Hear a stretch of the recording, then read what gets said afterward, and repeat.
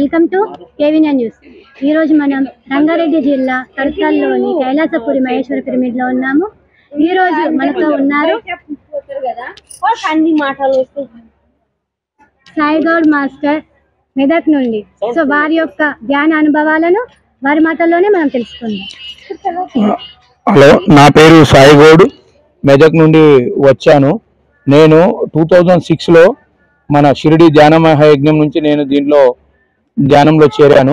అప్పటి నుండి ఇప్పటి వరకు నేను ఏ రోజు కూడా ఆనందంగానే ఉన్నాను తప్ప ఎప్పుడు కూడా ఒక చిన్న సమస్య వచ్చినా బాధపడేవాడిని కాదు. ఎందుకంటే నేను ఎవరు అని తెలుసుకున్నా. బ్రహ్మమనంగా వేరే పరదేశంలో లేదు, బ్రహ్మమనంగా తానే బట్టబయలు, తనని తాను తెలుసుకున్నా, తానే బ్రహ్మ, విశ్వదా విరామ వినురవేమ అని తెలుసుకున్నా.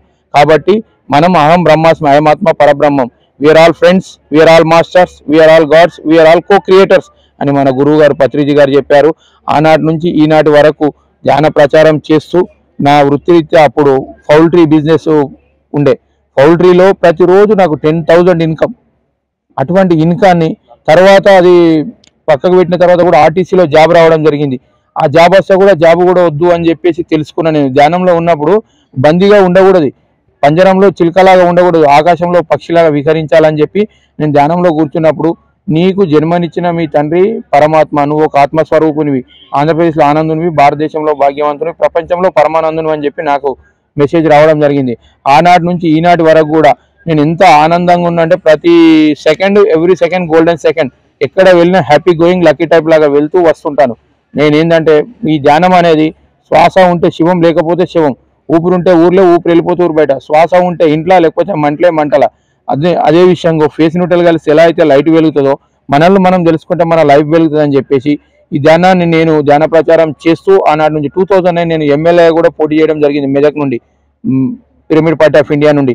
ఆ రోజే నేను ఎప్పుడైతే నా నామినేషన్ ఓకే అయిందో అప్పుడే గెలిచిన అన్నట్టుగా అంత సంతోషంతో నేను ఈనాటి వరకు కూడా ఎంత హ్యాపీగా ఉన్నా అంటే, నాకు నేనే ఎవరికి వారే యమునా తీరు అన్నట్టుగా, ఎవరి కర్మకు వారు బాధ్యులు అన్నట్టుగా, ఏది చేస్తే అది వస్తుంది, ఆహారమే వ్యవహారం. అప్పటి నుండి ఇప్పటి వరకు శాకాహారిగా, మా తాతలు మా ముత్తాతల నుంచి అప్పటి నుంచి కూడా వాళ్ళు గన్ తోటి దుప్పులను, నెమ్మలను, పందులను, జింకలను వేటాడి తినే స్థితిలో ఉన్న నేను, మా వృత్తిరీత్యా కళ్ళు, మాకు ఎలాంటి డబ్బు లోటు లేని పరిస్థితిలో ఉన్నా కూడా ఈ ధ్యానం తెలిసిన తర్వాత వేమన గారు చెప్పాడు, పక్షి జాతిని బట్టి పరగ హింసలు పెట్టి కుక్షి నిండా కూడు కూరటకును వండి తినేటివాడు వసద చెండాలుడు అని చెప్పాడు.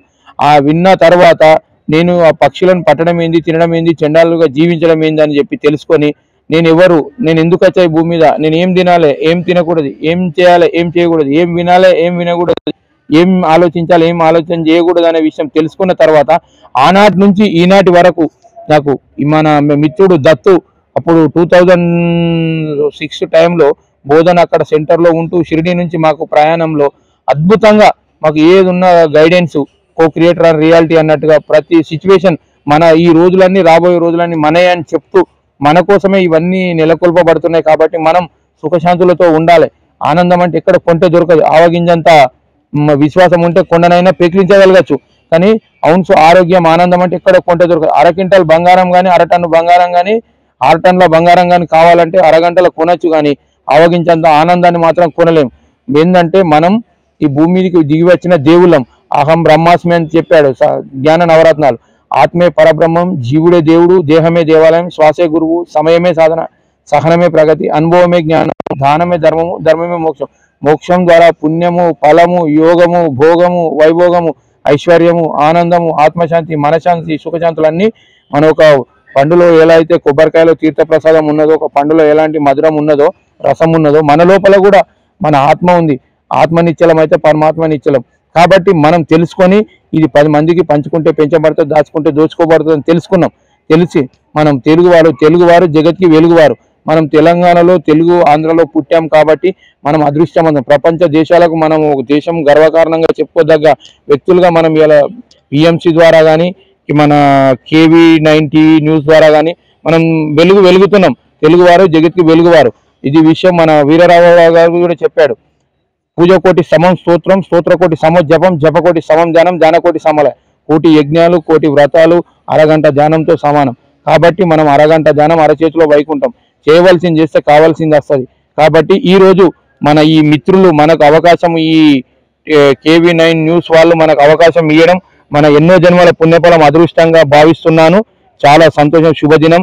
ఈ కడతాల్ కైలాసపురిలో ఇవాళ ఈ ధ్యాన మహాయాగం, నెక్స్ట్ మహిళా ధ్యాన మహాయాగానికి కూడా మనం అందరికీ, వీళ్ళకు కూడా మీడియా, ప్రపంచ మీడియా మిత్రులందరికీ కూడా పేరు పేరున నా యొక్క ఆత్మాభివందనాలు తెలియజేస్తూ అందరికీ వెల్కమ్. ఈ కడతాల్ ఈ రోజు ఈ 28 వేల నుంచి మనము ఇక్కడ నుండి మెసేజ్ వాళ్ళకు తెలియజేస్తున్నాం, ప్రపంచ మీడియా మిత్రులందరికీ పేరు పేరున. కాబట్టి దీనికి అవకాశం ఇచ్చిన ఈ KV9 వాళ్ళకు, మన దత్తు మేడం వాళ్ళకు, మన నల్గొండ నుంచి మేడం గారు కూడా, HM గారు